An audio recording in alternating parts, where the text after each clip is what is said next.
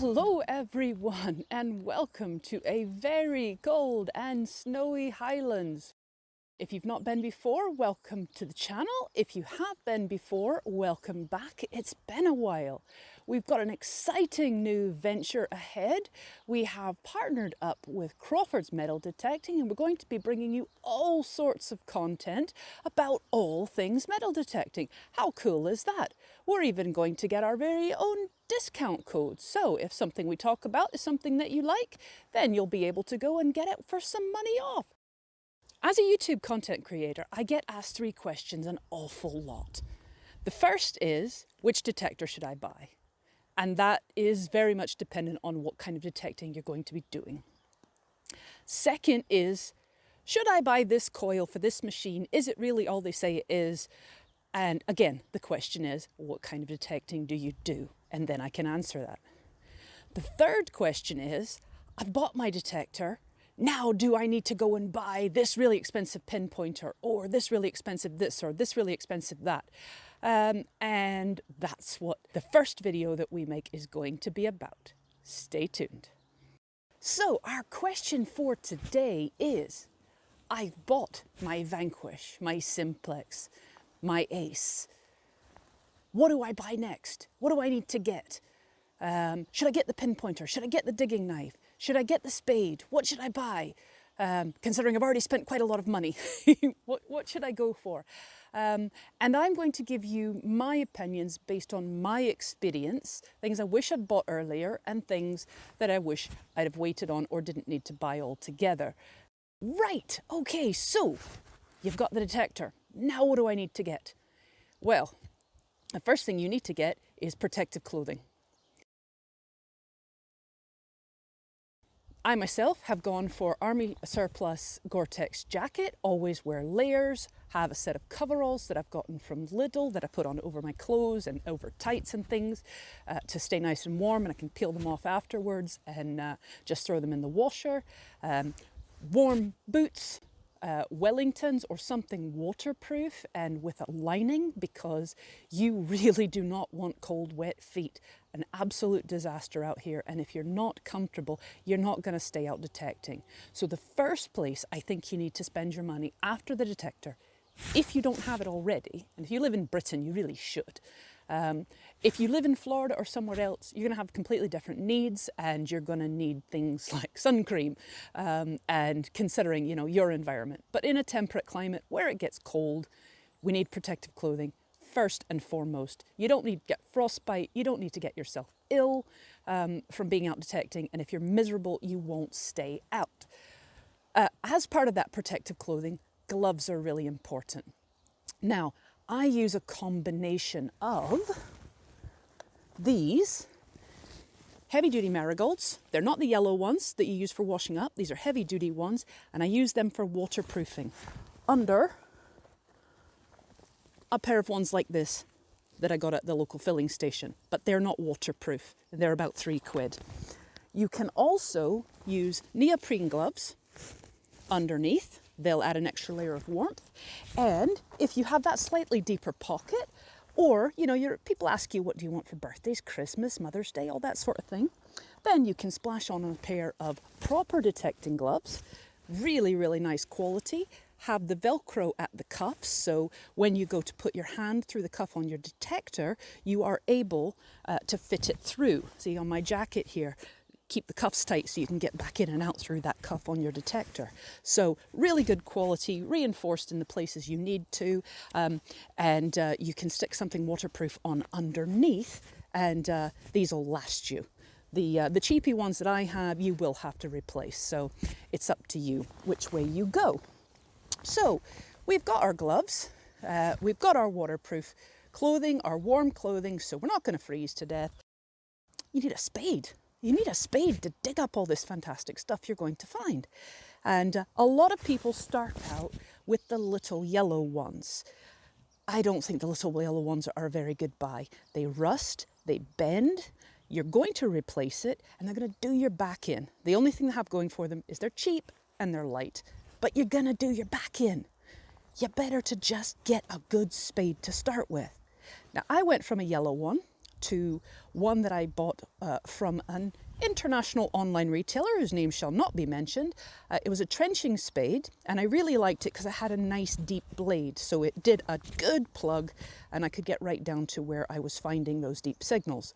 The problem is you have to lift your foot up so high to get onto the top of the tread to push it down, and places where your footing's a little uneven, that was difficult, and it was also heavy. You can go for something like these.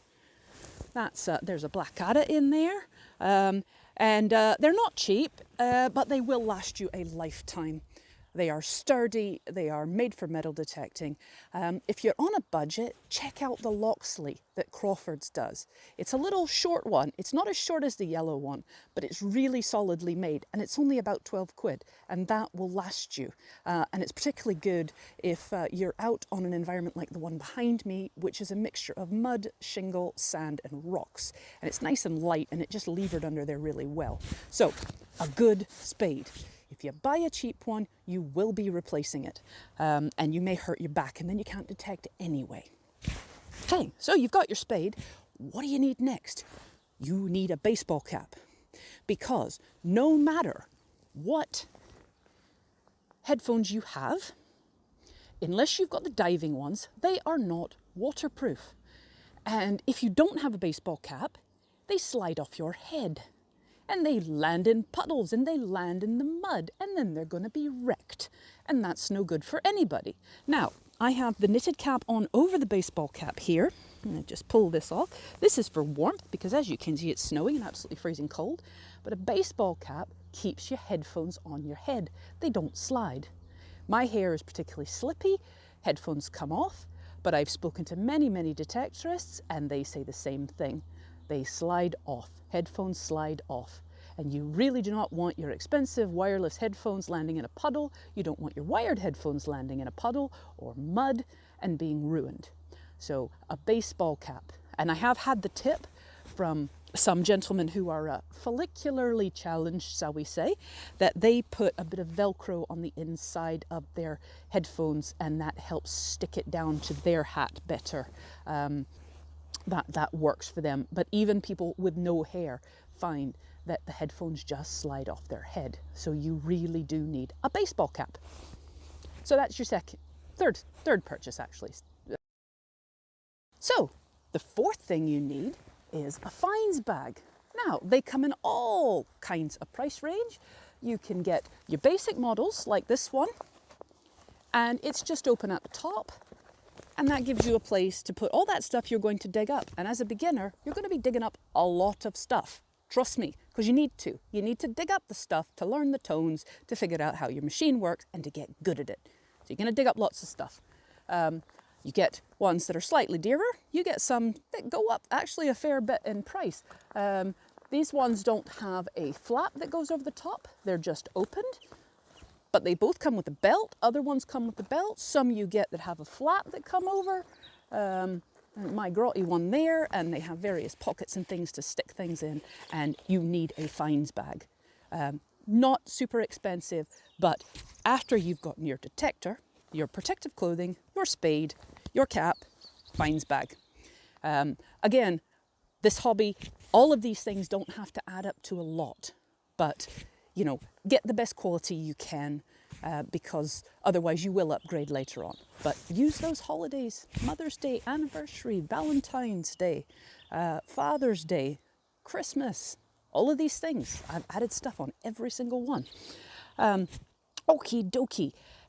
You need a little fines box. These are not expensive. This is a Crawfords one. I particularly like it because it has this handy dandy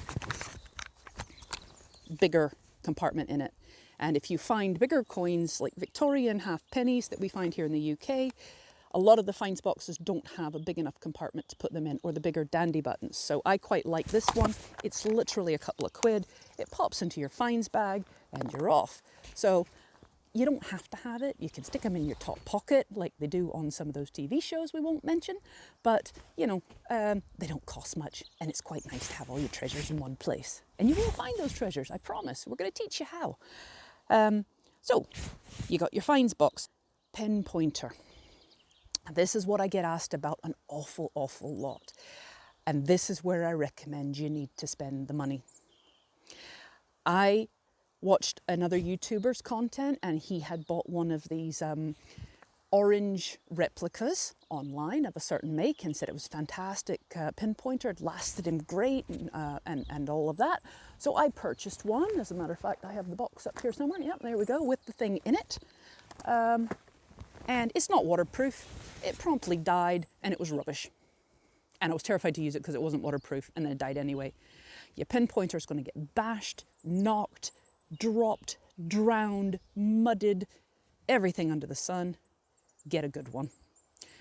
Literally, you need to start and you need to spend about 70 quid for the basic one that is tough and robust enough. Now, I'm not going to give any recommendations, but go and do your research, see which has the features you need.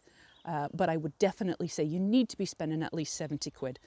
70, 80 quid on a pinpointer, or you will replace it and your 30 quid or 20 quid that you've spent on that cheapy one is just thrown away. So really, seriously, spend your money on a pinpointer, depending on which one you get. I mean, look at the state of mine. Look at the state of that thing.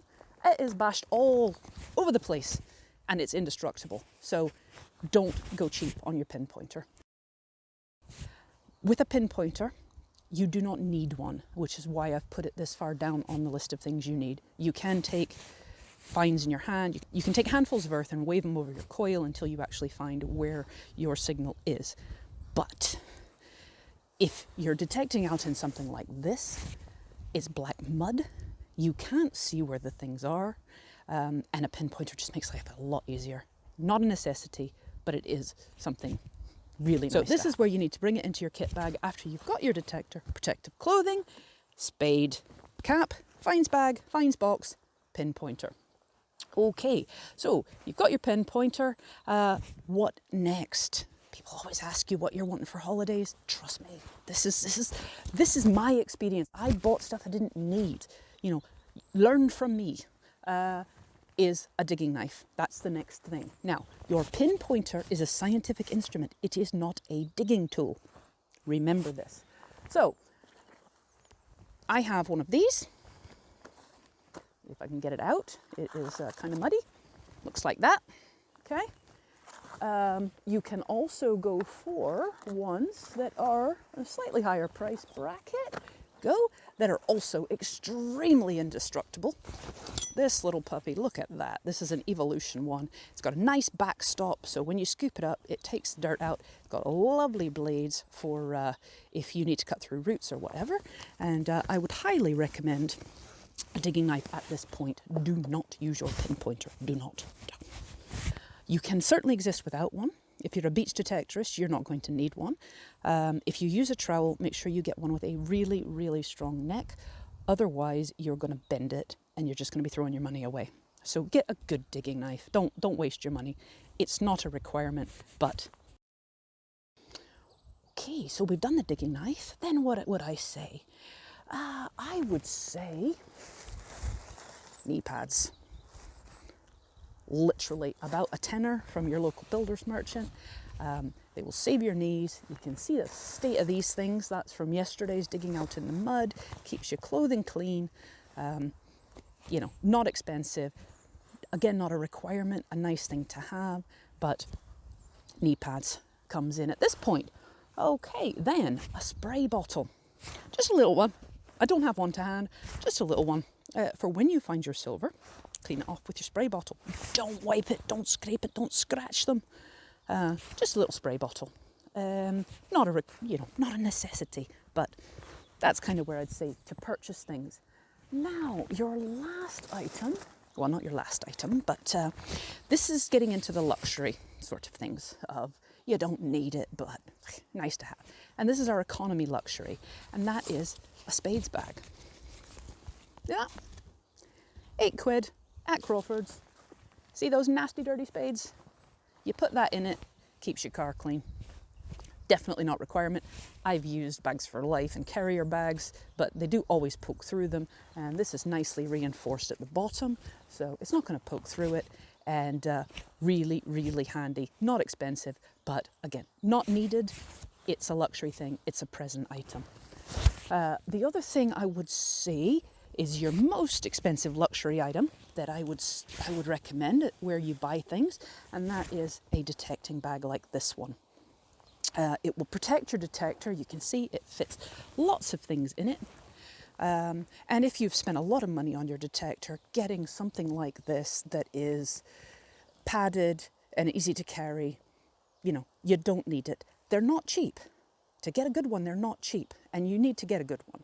But if you've gotten all the other stuff on the list and you're thinking about what else, get one of those.